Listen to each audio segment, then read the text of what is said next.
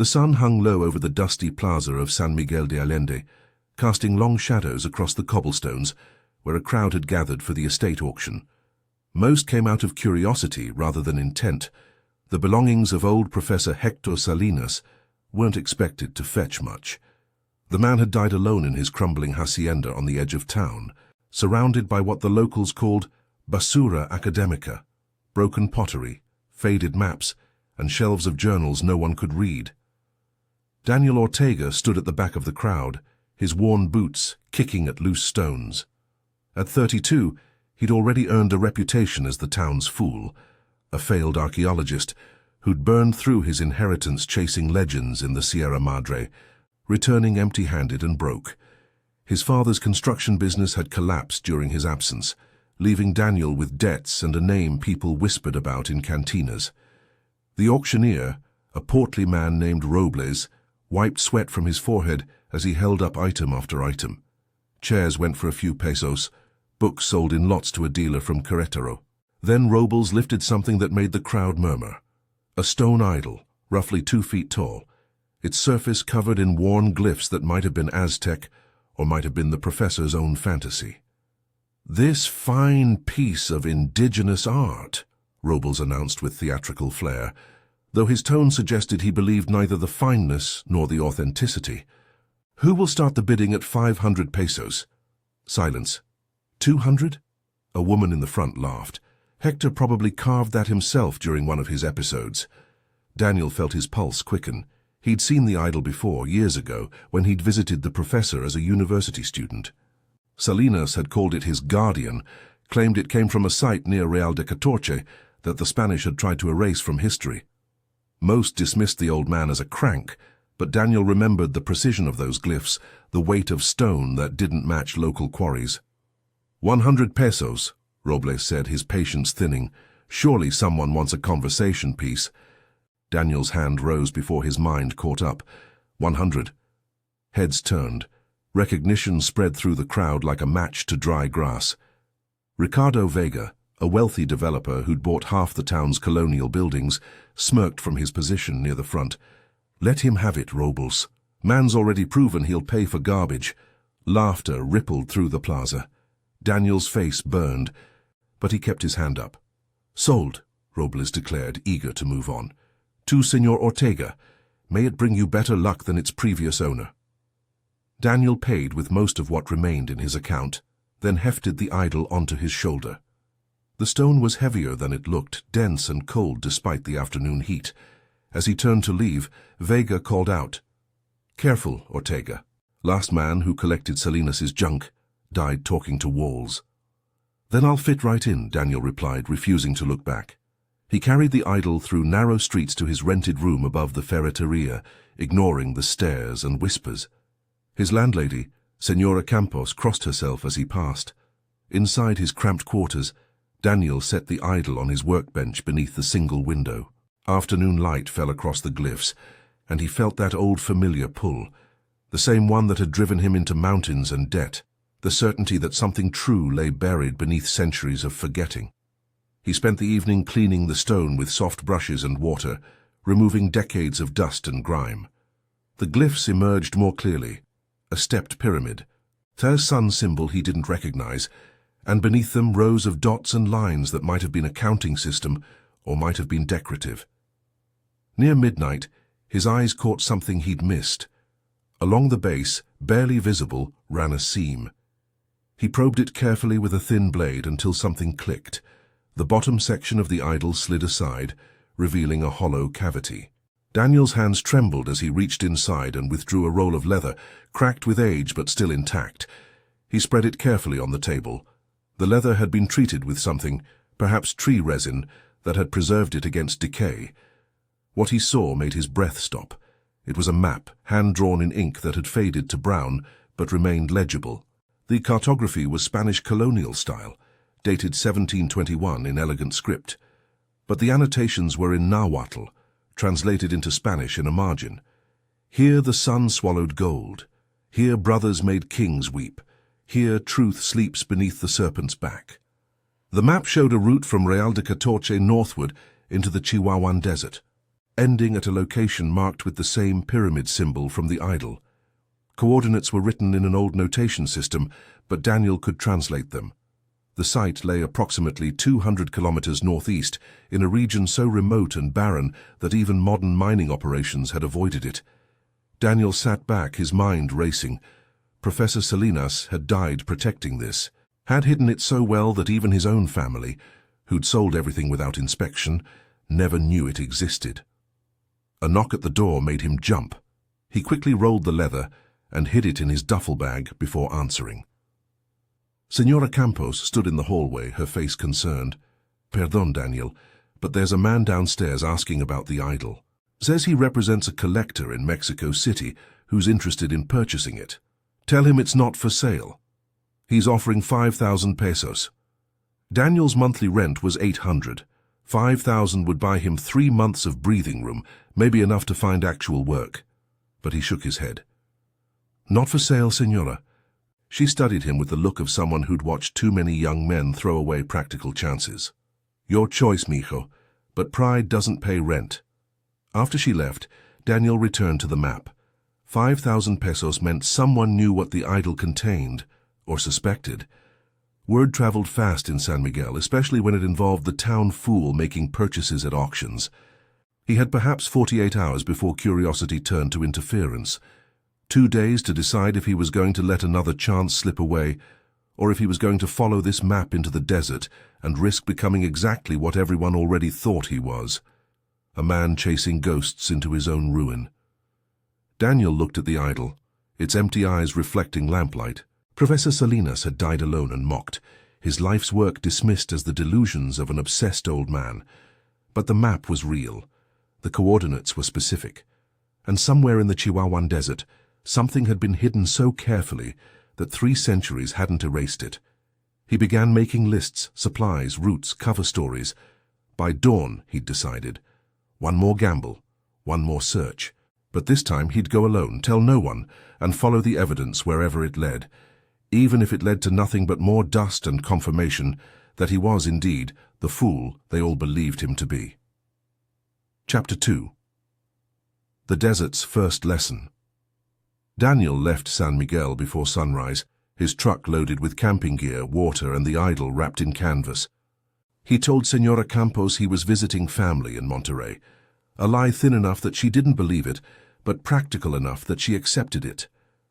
The drive north took him through colonial towns that dissolved into scrubland, then into the true desert, where the earth turned white with caliche, and the only green came from creosote bushes that looked dead until you touched them. He followed the map's landmarks. A mission ruin near Catorce, a dry arroyo that ran east, a formation of rocks the Spanish notation called Las Tres Hermanas. By afternoon of the second day, he reached the coordinates. The landscape was exactly as barren as he'd expected. A flat expanse broken only by low hills and the occasional mesquite. No ruins visible, no pyramid. Nothing but heat, shimmer, and silence. Daniel made camp in the shadow of an escarpment, then spent the remaining daylight walking a grid pattern with his GPS, comparing ground features to the map's annotations. The Spanish had been meticulous. Approach from the southern mouth where water once ran. The serpent's back rises 700 vara from the white stone. Her vara was roughly 33 inches. 700 would be, he calculated. About 19 meters of elevation change. He scanned the hills, looking for anything that matched. As the sun touched the horizon, painting the desert in shades of copper and purple, he saw it. A ridge running east-west, its profile oddly regular against the sky. From his angle, it looked like a spine. Each vertebra a gentle rise and fall, the serpent's back. He marked the location and returned to camp as darkness fell. The desert night was absolute, the stars so bright they cast shadows. Daniel heated beans over his camping stove and studied the map by headlamp, tracing the route notation. Beneath the serpent where brothers labored. Stone speaks to those who listen with hands, not eyes. The next morning he hiked to the ridge. Up close it was less dramatic, just a natural limestone formation worn by wind and time. But along its southern face, he found something that made his archaeologist's training kick in. Tool marks. Faint, weathered, nearly smooth, but unmistakable.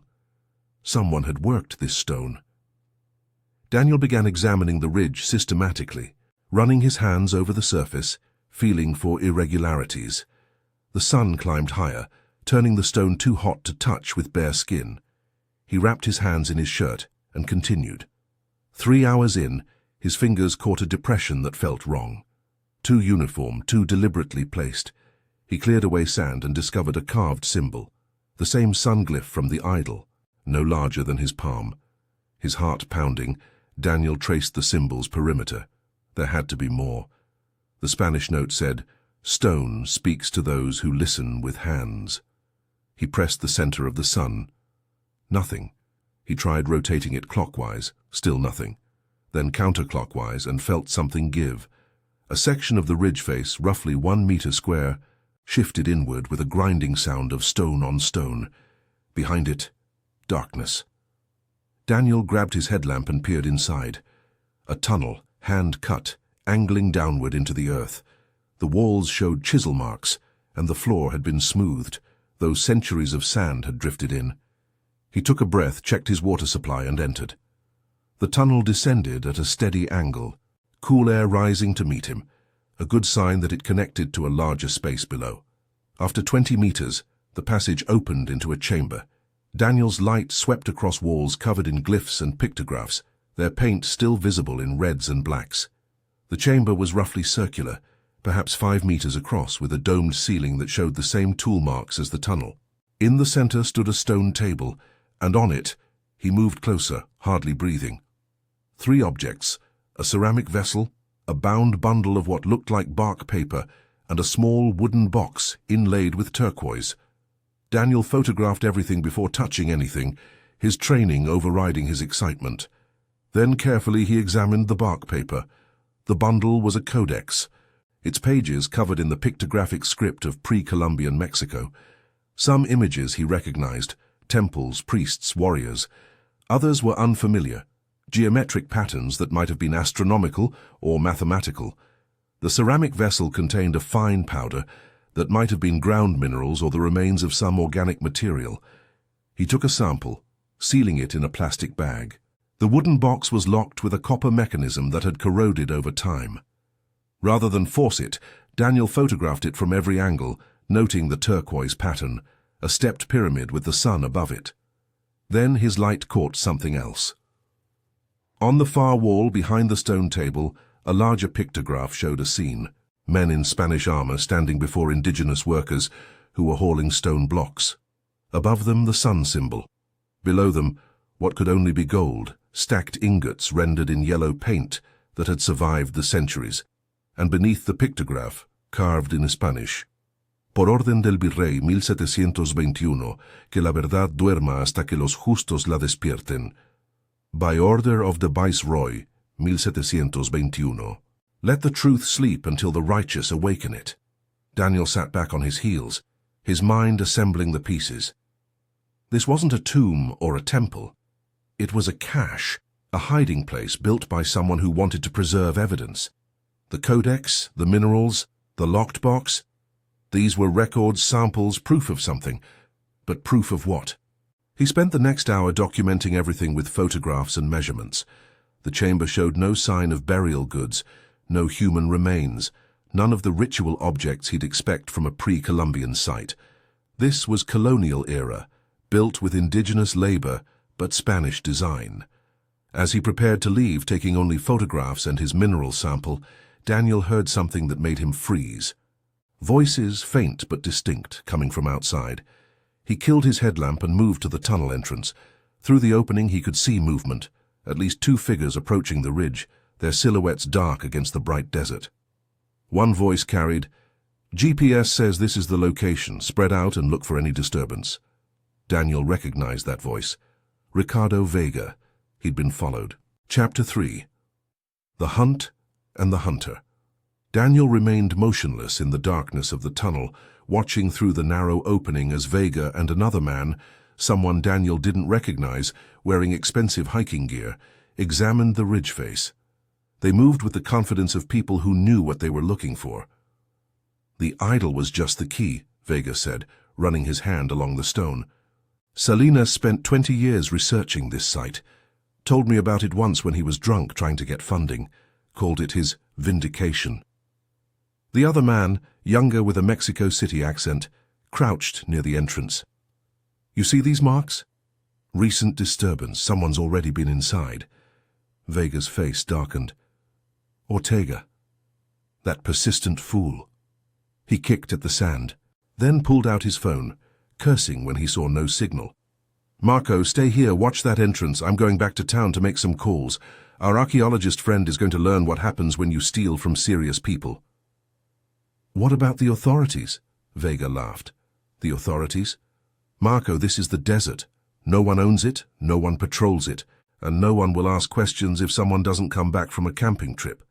Besides, what Ortega found belongs to whoever can claim it properly, and I can claim things very properly.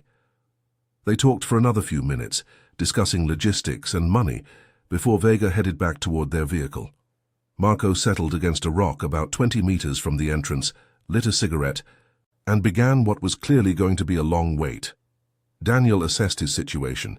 He had water for 2 more days, food for 3. But he was trapped underground with no way to call for help, and only one exit that was now watched.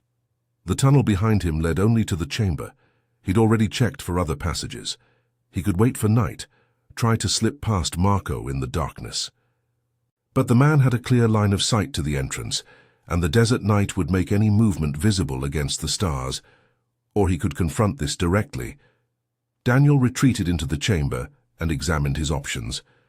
The codex was too fragile to carry easily, the ceramic vessel too delicate, but the wooden box, compact, sturdy, clearly important enough that someone had locked it, that he could manage. He worked at the corroded mechanism carefully, using his multi-tool to probe the ancient copper. After 20 minutes, the lock gave way with a soft click. Inside the box, wrapped in cloth that disintegrated at his touch, a gold medallion about the size of his palm, stamped with the seal of the Spanish crown, and beneath it, rolled papers.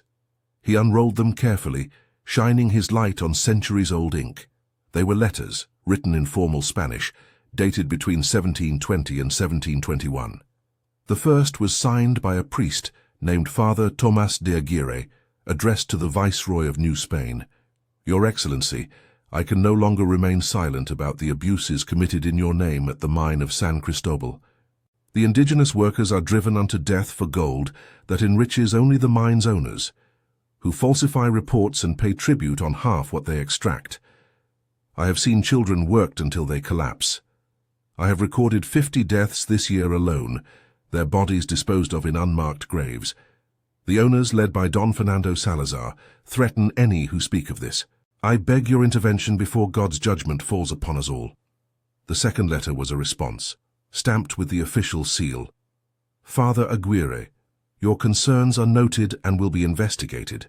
In the meanwhile, you are relieved of your duties at San Cristobal and recalled to Mexico City. Say nothing of these matters until proper inquiry is made. The third letter was unfinished, in the same hand as the first. They came for me tonight, Don Fernando's men. They mean to ensure my silence is permanent. I have hidden this testimony, and the mine's true records in a place only the righteous will find. May God grant that someday justice remembers what powerful men wish forgotten. The gold they extracted was 20 times what they reported. The lives they destroyed number in the hundreds. All this I witnessed, all this I recorded, and all this I now entrust to... The letter ended there, the ink trailing off as if the writer had been interrupted. Daniel sat with the letters in his hands, understanding now what Professor Salinas had spent his life trying to prove. This wasn't about finding a lost city of gold. It was about uncovering a crime that had been buried for 3 centuries. A mine operation so brutal and corrupt that someone had tried to preserve evidence of it, knowing the powerful would destroy any accusation. The codex was probably the indigenous workers' account, recorded in their own pictographic script. The mineral sample might be ore from the mine, proof of its richness. And this medallion, this official seal, it validated everything. But it also explained why Vega was here.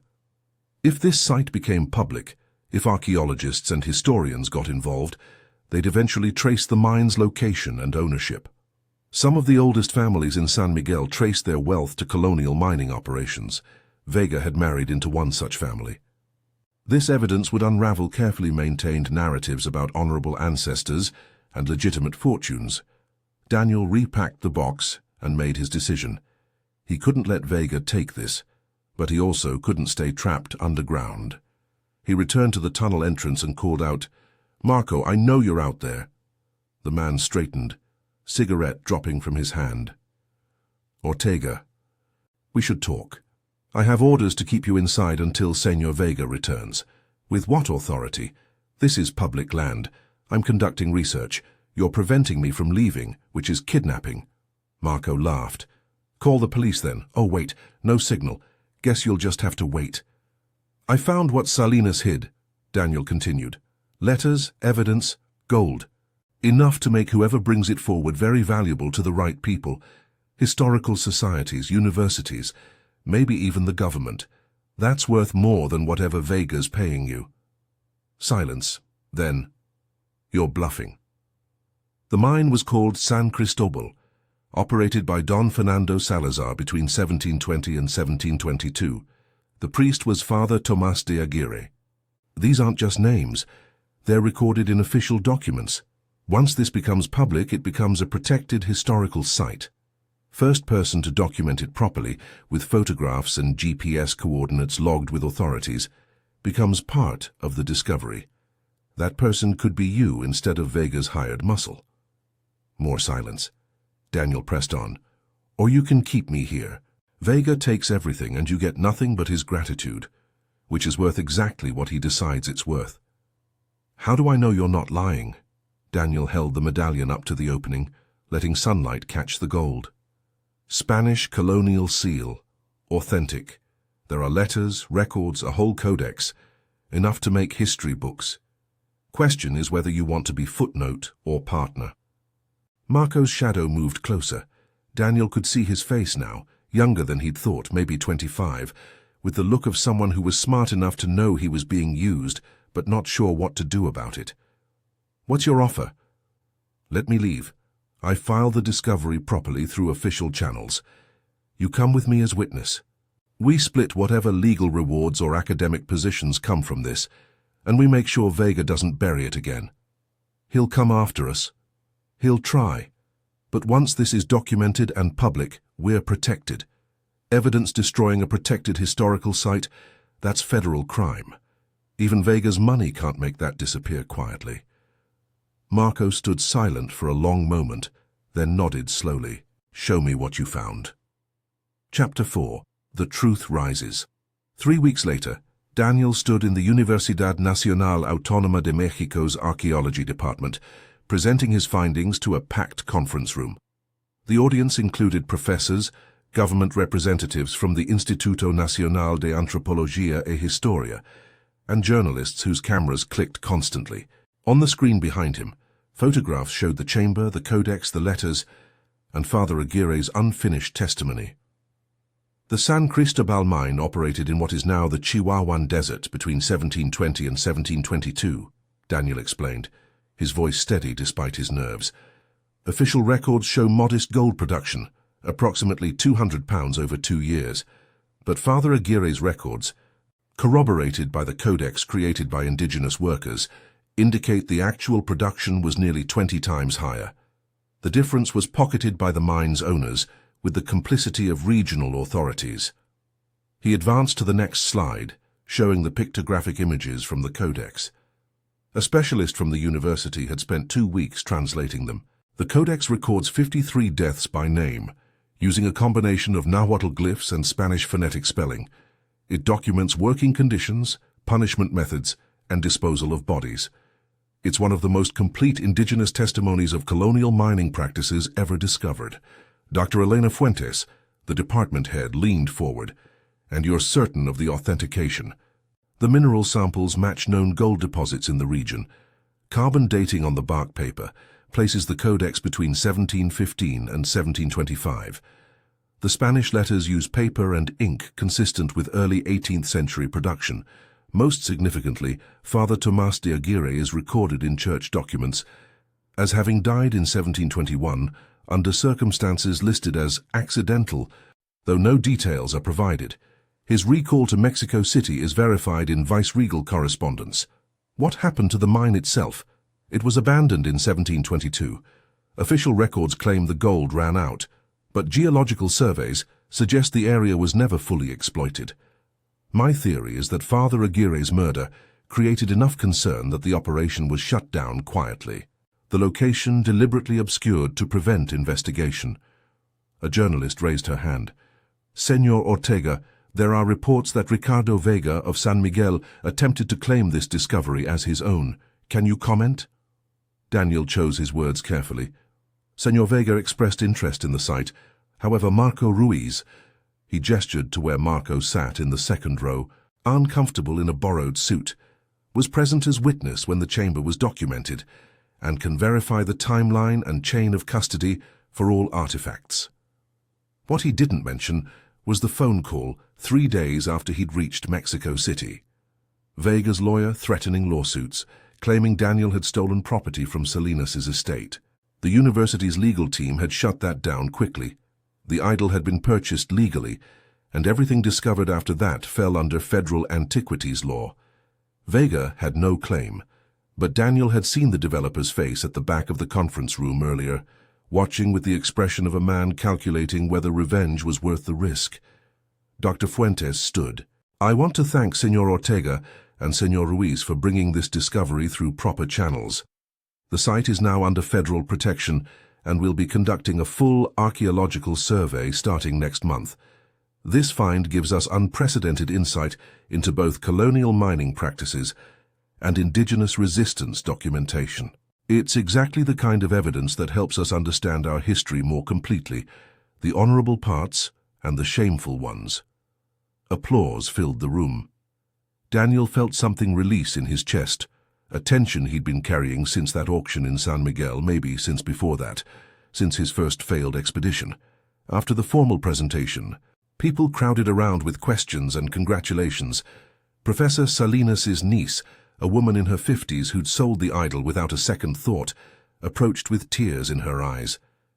My uncle would be so proud, she said. We all thought he was wasting his life. He was protecting something important, Daniel replied. That's never a waste. As the crowd thinned, Marco appeared at Daniel's elbow. So what now? They're talking about months of excavation, academic papers, maybe a museum exhibition. Now we do the work. Document everything properly.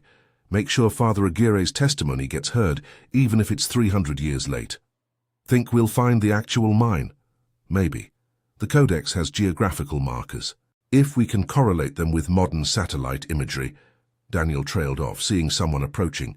A woman in her 40s, professionally dressed, with the bearing of someone used to authority. Senor Ortega, I'm Gabriela Montes, with the Comisión Nacional de Derechos Humanos. We're very interested in Father Aguirre's letters as historical documentation of human rights abuses. Would you be willing to consult on a project examining colonial labor practices? Daniel glanced at Marco, who shrugged with the faint smile of someone realizing they'd made the right choice. Yes, Daniel said, I'd be honored. That evening, Daniel returned to his hotel room and called Senora Campos. She answered on the third ring, her voice warm with relief. Mijo, I saw you on the news. The whole town is talking. Though Senor Vega is not happy, I should warn you. Let him be unhappy. I followed the law, Senora. Everything is documented and protected now. And your rent? I held your room, but the university is offering a research position, paid. I'll be back next week to settle accounts and collect my things, and to apologize for lying about Monterrey. She laughed. I knew you were lying, but I also knew you wouldn't do anything stupid on purpose. Reckless, yes, stupid, no. After they hung up, Daniel stood at the window, looking out over Mexico City's lights. He thought about Professor Salinas, dying alone and mocked, never knowing if his life's work would matter. He thought about Father Aguirre, murdered for trying to tell the truth, trusting that someday someone would listen. And he thought about the 53 names in that codex, people who died in darkness, their lives erased by powerful men who wanted only the gold they could extract and the silence they could enforce. The truth had slept for 3 centuries, but it hadn't died, because someone had been brave enough to hide it, and someone else had been stubborn enough to follow a broken idol into the desert. Daniel pulled out his notebook and began planning the next phase. The chamber was just the beginning. Somewhere in that vast desert, the actual mine waited, along with however many bodies had been dumped in unmarked graves. They deserved to be found. They deserved to have their names spoken again in daylight. It would take years, it would be difficult. It would probably never make him wealthy or famous beyond academic circles. But it would be true. And that, Daniel had learned, was worth more than all the gold the earth could hold. Outside his window, the city hummed with life. Millions of people, each with their own stories, their own struggles, their own small acts of courage or cowardice. History was just that, accumulated. Choices made, truths told or buried, justice delayed or delivered. He'd been given a chance to tip the scales, even slightly, toward truth. He intended to take it. In the morning he'd return to the university and begin the real work. But tonight, he allowed himself to simply stand in the darkness and feel what he'd been chasing all along, the satisfaction of knowing that persistence, properly applied, could uncover what needed to be seen. The broken idol sat on his desk, cleaned now, its hollow core empty, but its purpose fulfilled. It had been exactly what Professor Salinas intended, a key to unlock history, a guardian of truth waiting for someone foolish enough or brave enough to look beyond its broken surface. Daniel smiled and closed the curtains. Tomorrow would bring new challenges, new obstacles, new people who preferred the past stay buried. But tonight, 300 years of silence had ended, and that was enough.